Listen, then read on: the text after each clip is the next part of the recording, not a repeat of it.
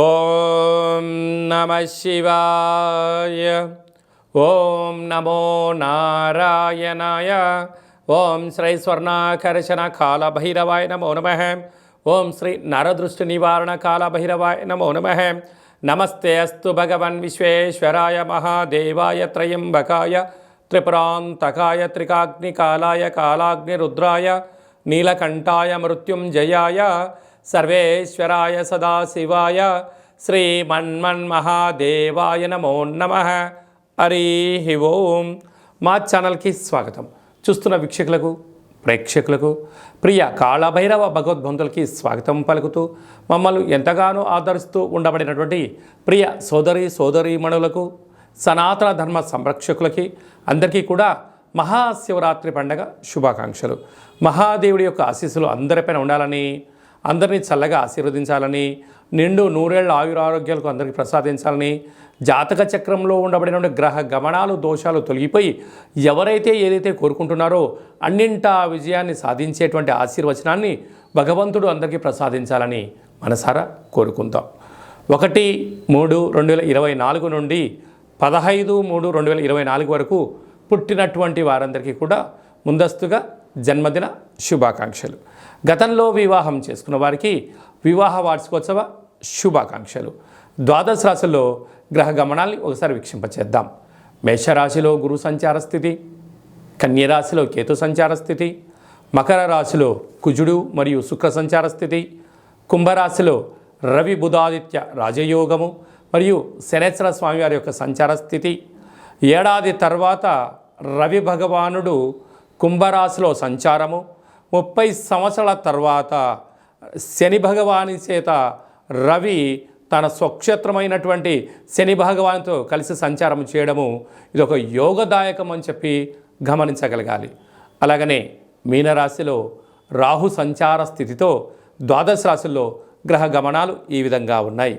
8వ తారీఖున బుధ భగవానుడు మీనరాశిలోకి సంచారము, 9వ తారీఖున శుక్ర భగవానుడు కుంభరాశిలోకి సంచార స్థితి, 15వ తారీఖున రవి భగవానుడు మీనరాశిలోకి సంచార స్థితితో ద్వాదశ రాశుల్లో గ్రహ గమనాలు ఈ విధంగా ఉన్నాయి. తులారాశి వారు మహాశివరాత్రి పండగ సందర్భంగా ఆదివారం అమావాస్య సందర్భంగా ఎలాంటి విధి విధానాలు పాటించాలో ఈ వీడియోలో సవివరంగా సంపూర్ణంగా తెలుసుకుందాం. తులారాశిలో ఏ నక్షత్రాలు వస్తాయనగా చిత్తా నక్షత్రంలోని 3వ పాదం, 4వ పాదం, స్వాతి నక్షత్రంలోని 4 పాదాలు, విశాఖ నక్షత్రంలోని 1, 2, 3 పాదములు కలిపితే తులారాశి. చాలామందికి పుట్టినటువంటి కాల సమయంలో డేటా ఆఫ్ బర్త్లో లేనటువంటి కారణం వలన పేరు యొక్క మొదటి అక్షరాన్ని అనుసరిస్తూ ఆ రాశిని తెలుసుకునే ప్రయత్నం చేద్దాం. అవి ఏ అక్షరాలు అన్నట్లయితే రా, రీ, శ్రీ, రు, రే, రో, తా, తి, తు, తే అక్షరాల వారందరూ కూడా తులారాశి జాతకులు. తులారాశి యొక్క అధిపతి శుక్రుడు.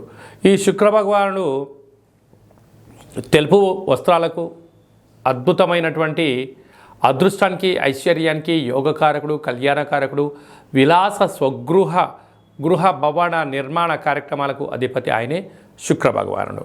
వీరికి అర్ధాష్టమ కుజుడు, అర్ధాష్టమ శుక్రుడు, పంచమంలో రవి బుధ శని, 6వ స్థానంలో రాహు, 7వ స్థానంలో గురువు, వ్యయంలో లాభంలో విశేషమైనటువంటి కేతు ఉండడం వలన చిన్న చిన్న విషయాలలో ఆచితూచి నిర్ణయం తీసుకోవడం, చాలా సున్నితమైన స్వభావం కలిగి ఉండడం, ఏదైనా ఒక పని చేసేటప్పుడు నిర్దిష్టమైన సమయ సందర్భాలను నిర్దేశించుకొని ఒక ప్రణాళికాబద్ధంగా ముందుకు వెళ్ళడంలో తులారాశి జాతకులు ముందు వరుసలో ఉంటారు.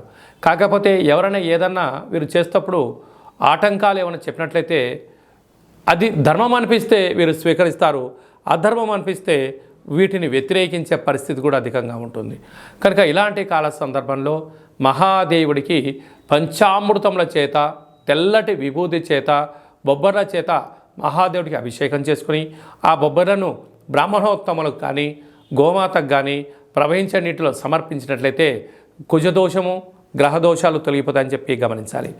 ఆదివారం అమావాస్య సందర్భంగా తెల్ల జిల్లేడు వృక్షం దగ్గర తెల్లటి పుష్పాల చేత అభిషేకం చేసుకోవడం, అలాగనే కాళభైరవ స్వామి వారికి కూష్మాండలో దీపాన్ని పెట్టడం, కాళభైరవ హోమంలో పాల్గొనడం వలన నరదృష్టి శత్రు ప్రభావాలు కూడా తొలగిపోతాయి. అలాగనే స్వయం వృత్తులు, సేవారంగాలు, సాఫ్ట్వేర్లు, హార్డ్వేర్లు, ట్విట్టరు, ఫేస్బుక్లను మెయింటెనెన్స్ చేసేటువంటి వారందరూ కూడా ఓపిక, పట్టుదల అవసరం. భవన నిర్మాణ కార్యక్రమాలు చేసేవారు, వ్యవసాయ సోదరీమణులకు చాలా యోగదాయకం అని చెప్పి గమనించాలి. మార్చి 1వ తారీఖు నుండి 15వ తారీఖు వరకు ముఖ్యమైనటువంటి పండుగల గురించి క్లుప్తంగా, సవివరంగా, సంపూర్ణంగా తెలుసుకుందాం. 4వ తారీఖున సోమవారం బహుళాష్టమి సందర్భంగా అచితాంగ కాళభైరవ స్వామి స్మరణ, ధ్యానము, కుష్మాండ దీపము, సౌభాగ్య ముడుపు కట్టడం వలన సకల అష్టకష్టాలు తొలగిపోతాయని చెప్పి గమనించగలగాలి. 8వ తారీఖున మహాశివరాత్రి పండుగ, విశేషమైనటువంటి శుక్రవారం, శ్రవణ నక్షత్రం, ధనిష్ఠా నక్షత్రంతో కూడుకున్నటువంటి మహాశివరాత్రి అవ్వడం వలన మనకు అయోధ్య రామ మందిర నిర్మాణం తదనంతరం తర్వాత మొట్టమొదటిసారిగా వస్తూ ఉండబడిన మహాశివరాత్రి పండుగ సందర్భంగా మనమందరం కూడా జన్మకో శివరాత్రి అన్నట్టుగా ఈ యొక్క 2024వ సంవత్సర ప్రారంభ కాలంలో శుక్రవారం కళౌ వెంకటేశ్వర అన్నట్లుగా శ్రీ వెంకటేశ్వర స్వామి వారి యొక్క జన్మ నక్షత్రం రోజున మాస శివరాత్రి, మహాశివరాత్రి సందర్భంగా మనమందరము కూడా వీలైనంత వరకు ఉప ఆవాసం ఉందాం, శివనామస్మరణ చేద్దాం, వీలైనంత వరకు మౌనంగా ఉండే ప్రయత్నం చేద్దాం. ఆ ఆది మహాదేవుడి యొక్క ఆశీస్సులు పొందుదాం. కుదిరితే మీ దగ్గర ఉండబడిన శివాలయాల్లో అభిషేకం చేసుకోండి. అలా కుదరలేనటువంటి పక్షంలో కానీ, లేదు ఇంకొంచెం భగవంతుడి యొక్క ఆశీస్సులు పొందాలి అన్నట్లయితే మన యొక్క కాళభైరవ స్వామి యొక్క దేవాలయంలో సహస్ర ద్వాదశ జ్యోతిర్లింగేశ్వర స్వామివారు, 1,00,000 రుద్రాక్షల మహాదేవుడిని ఏర్పాటు చేయడం జరిగింది కనుక మీ గోత్రనామాలు మాకు పంపించినట్లయితే మీకు వాట్సాప్ ద్వారా వీడియో కాల్ చేయించి మహాదేవుడికి రుద్రాభిషేకము, శతరుద్ర హోమాన్ని చేయించడం జరుగుతుంది కనుక భక్తులందరూ కూడా మహాదేవుడి యొక్క అభిషేక కార్యక్రమంలో పాల్గొని ఆ పార్వతీ పరమేశ్వరుల యొక్క కృపకటాక్ష వీక్షణ పొందగలరు. అలాగనే మరో అద్భుతమైనటువంటి విషయం ఏమిటయ్యా అనగా 10వ తారీఖున ఆదివారం అమావాస్య పూర్వభద్ర నక్షత్రం రావడం కూడా జరుగుతుంటుంది. అంటే మాసాలలో ఆమాకావైనట్టుగా మాఘమాసము, అందులో మహాశివరాత్రి తదనంతరము ఆదివారం రోజు అమావాస్య రావడం వల్ల అద్భుతమైన అతీంద్రియమైన శక్తి సంపాదించడం కోసము ధ్యానం, పూజ, హోమ కార్యక్రమంలో పాల్గొన్నట్లయితే సకల శుభం కలుగుతుందని చెప్పి గమనించాలి. కనుక ఈ కాళభైరవ స్వామికి ఆశీస్సులు పొంది ఆ అమావాస్య రోజు సకల దుష్ట ప్రభావాల నుంచి, భూత ప్రేత పిశాచాల నుంచి, అపమృత్యు దోషాల నుంచి, వాహన ప్రమాదాల నుంచి తొలగించడం కోసము ఏ రాశి వారు, ఏ నక్షత్రం వారు ఎలాంటి విధి పాటించాలో సవిరంగా సంపర్వం కూడా మనం తెలుసుకుందాం. అదే కాకుండా ఈ యొక్క మార్చి నెలలో ప్రథమార్థమంతరం కూడా అద్భుతమైన విజయం సాధించగలగాలి అన్నట్లయితే మనం ఒక్కసారి ఈ పాత్రను గమనించినట్లయితే ఇది ఒక కంచు పాత్ర. ఇందులో మనకు రాసులు 12 ఎలా ఉంటాయో 12 రాసులను అచ్చు వేయడం జరుగుతుంది. కనుక ఈ యొక్క పాత్రను మన యొక్క పూజా మంత్రంలో ప్రతిరోజు పూజ చేసిన తదనంతరము మనసులో ఒక్కొక్క నెలలో ఒక్కొక్క కాళభైరవ స్వామి ఉంటారు కనుక ఈ యొక్క మాఘమాసంలో అచితాంగ కాళభైరవ స్వామిని స్మరించాలి కనుక స్వామికి ఆశీస్సులు ఎలా పొందాలో తెలుసుకుందాం. అలాగే మనసులో ఓం అచితాంగ కాళభైరవాయ నమః అని అనుకొని ఇలా శబ్దం చేసినట్టయితే ఒక పాత్రలో ఓంకార శబ్దం రావడం జరుగుతుంది.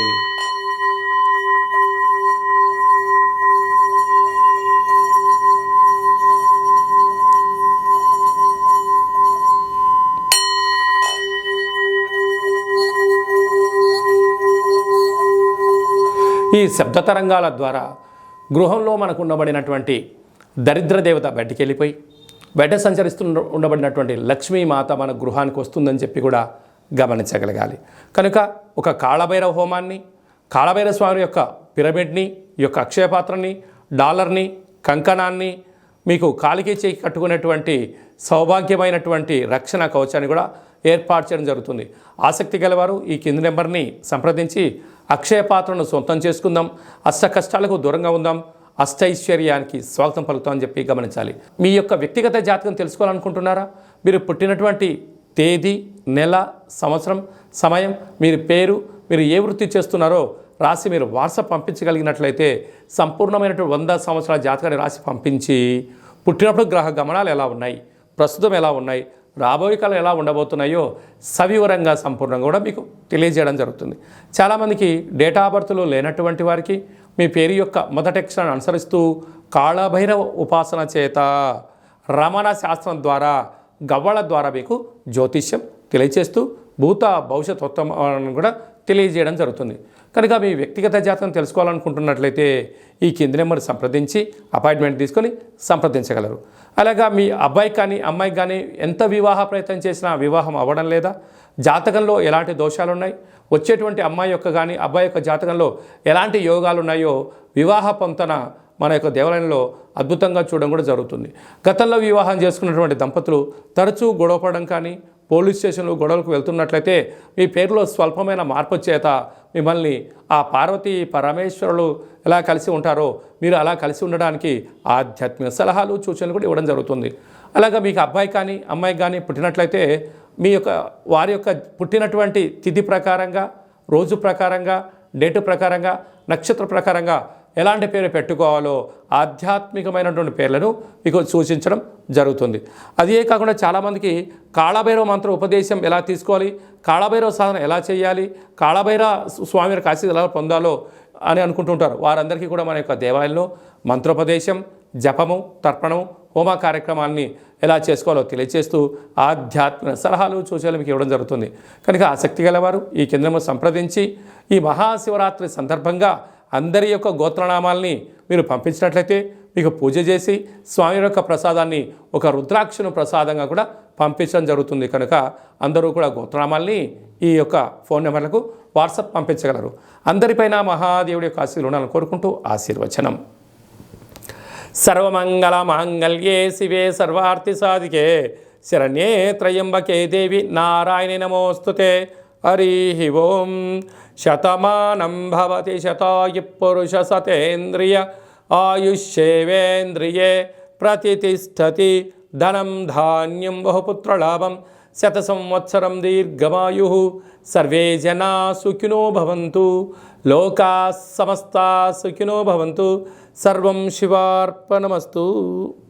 ఈ వీడియో మీకు నచ్చినట్టయితే లైక్ చేయండి, షేర్ చేయండి. మేము చేస్తున్న వీడియోలో మీకు ముందస్తుగా నోటిఫికేషన్ రావాలి అన్నట్టయితే సబ్స్క్రైబ్ చేసుకొని ఆల్ అనే బటన్ కూడా తెలియచేయండి.